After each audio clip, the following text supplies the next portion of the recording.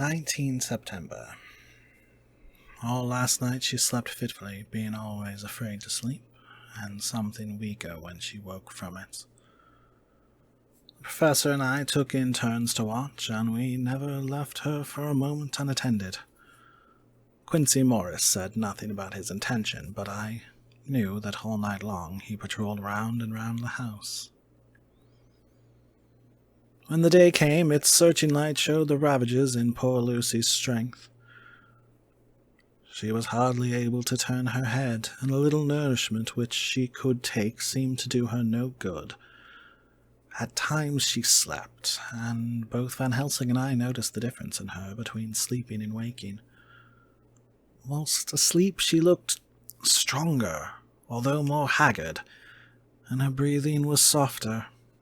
Her open mouth showed the pale gums drawn back from the teeth, which thus looked positively longer and sharper than usual. When she woke, the softness of her eyes evidently changed the expression, for she looked her own self, although a dying one. In the afternoon she asked for Arthur, and we telegraphed for him. Quincy went off to meet him at the station.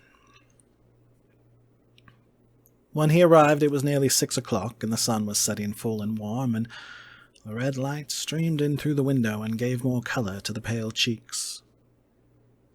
When he saw her, Arthur was simply choking with emotion, and none of us could speak. In the hours that had passed, the fits of sleep or the comatose condition that passed for it had grown more frequent, so that the pauses when conversation was possible were shortened. Arthur's presence, however, seemed to act as a stimulant. She rallied a little and spoke to him more brightly than she had done since we arrived. He too pulled himself together and spoke as cheerily as he could, so that the best was made of everything. It is now nearly 1 o'clock, and he and Van Helsing are sitting with her. I am to relieve them in a quarter of an hour, and I am entering this on Lucy's phonograph. Until 6 o'clock, they are to try to rest. I fear that tomorrow will end our watching, for the shock has been too great. The poor child cannot rally. God help us all.